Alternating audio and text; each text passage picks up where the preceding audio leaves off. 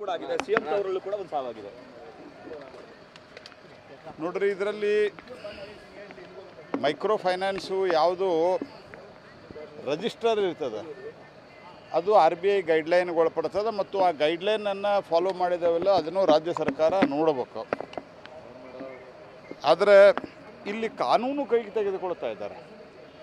ಈ ಕಾನೂನು ಕೈಗೆ ತೆಗೆದುಕೊಳ್ಳುವುದನ್ನು ಮುಖ್ಯಮಂತ್ರಿಗಳು ಕಟ್ಟುನಿಟ್ಟಾಗಿ ಇದನ್ನು ಜಾರಿಗೆ ತರಬೇಕು.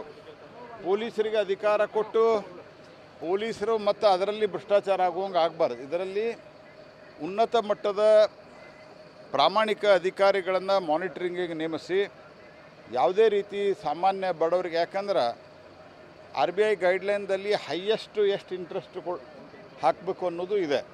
ಮತ್ತು ಅನ್ರಿಜಿಸ್ಟರ್ಡ್ ಫೈನಾನ್ಸ್ ಕಂಪ್ನಿಗಳು ಭಾಳ ಇದ್ದಾವೆ. NBFCಯಲ್ಲೂ ಅವು ಕವರ್ ಆಗ್ತಾಯಿಲ್ಲ.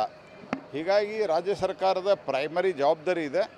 ಇದನ್ನು ಕಟ್ಟುನಿಟ್ಟಾಗಿ ಕಂಟ್ರೋಲ್ ಮಾಡಬೇಕು. ಮತ್ತು ಇದರಲ್ಲಿ ಭ್ರಷ್ಟಾಚಾರ ಆಗ್ತಾಯಿದೆ.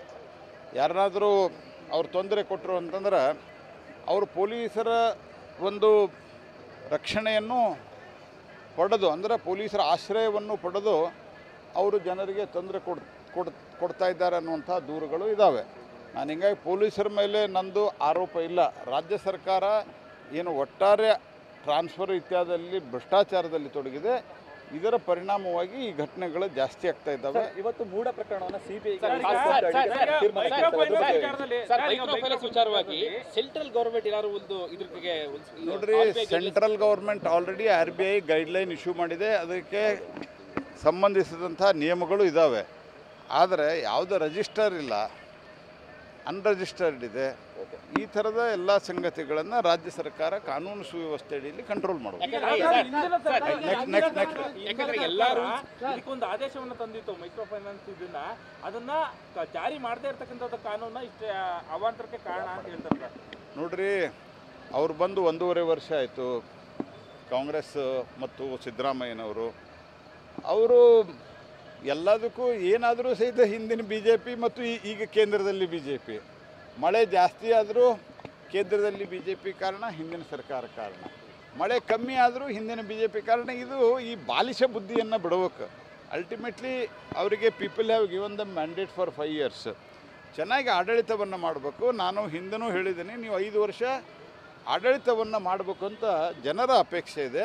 ಸರ್ಕಾರದ ಹಿಡಿತಕ್ಕೆ ಸಿಗ್ತಲ್ವಾ ಸರ್? ಈಗ ಸರ್ಕಾರದಲ್ಲಿ ಸಿಎಂ ಬದಲಾವಣೆ ವಿಚಾರ, ಅಧ್ಯಕ್ಷರ ಬದಲಾವಣೆ ವಿಚಾರದಲ್ಲಿ ರಾಜ್ಯ ಸರ್ಕಾರ ಇವತ್ತು ಭ್ರಷ್ಟಾಚಾರದಲ್ಲಿ ತೊಡಗಿರೋದ್ರಿಂದ ಮತ್ತು ಕುರ್ಚಿ ಜಗಳದಲ್ಲಿ ತೊಡಗಿರೋದ್ರಿಂದ ಈ ಸಮಸ್ಯೆಗಳು ಇನ್ನೂ ಜಾಸ್ತಿ ಆಗ್ತವೆ.